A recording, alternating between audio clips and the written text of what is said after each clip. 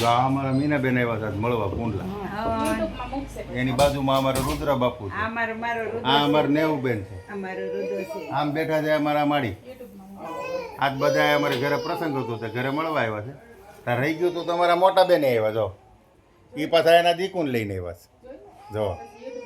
પછી આ અમારા પાયલબેન આવ્યા છે. એની બાજુમાં અમારે એક બાલાભાઈ કરીને બેઠા છે જો. આ છે મવાના.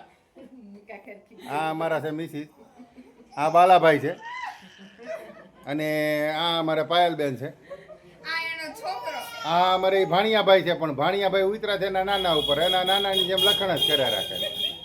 હા આખો દી ને કરું લખણ લખણ લખણ ને આ નહીં કહે ને એના બાપાની જેમ ઉપાધિ જ નહીં કહે જો. પછી બાલાભાઈ દાંત કાઢે જો. ઝીણા ઝીણા દાંત આવે પણ દાંત દેખાઈ ગયા છે. એમ તો એનું નામ બાલીબેન છે પણ અમે બાલાભાઈ કહી દો. અમારા નેહુબેન છે. આ અમારે મીનાબેન છે, રુદ્ર બાપુ છે અને આ અમારે મળી છે. આ અમારા ભાણીબેન છે જેની આજ છઠ્ઠી હતી.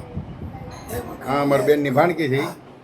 આ અમારે ગીરી છે ઠવીથી. આ એમની દીકરી છે એની આજ છઠ્ઠી હતી જો. હજી તો ઘણા બાકી છે હો ભાઈ. અને આ બેન ભાઈને અહીંયા પાણી હાટું જ બાંધે જો. જો પાણી હાટું જ બાંધે છે અમારે. ટમબેન મુંજાસરથી બગથરા ડેપોમાં છે. પોલીસવાળા અરે બહુ માથાકૂટ નહીં કરે. આ બેન અરે બહુ માથાકૂટ ન કરે. આ પોલીસવાળા ક્યારે બડો કાઢે નક્કી ન હોય. આમ તો બહુ માથા ભારે બેન છે. આનથી બધા બીવે. જોકે એ મારથી બીવે. એમાં કંઈ બીજું કંઈ ઉપાધિ જેવું છે નહીં.